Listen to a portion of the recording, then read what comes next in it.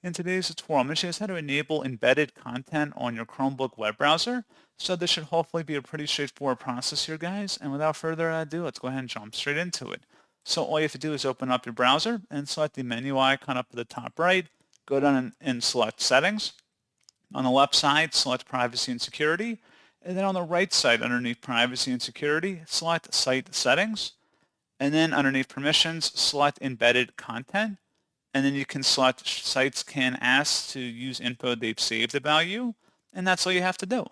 So pretty straightforward process, guys. And as always, thank you for watching. I do hope that was able to help you out. And I do look forward to catching you all in the next tutorial. Goodbye.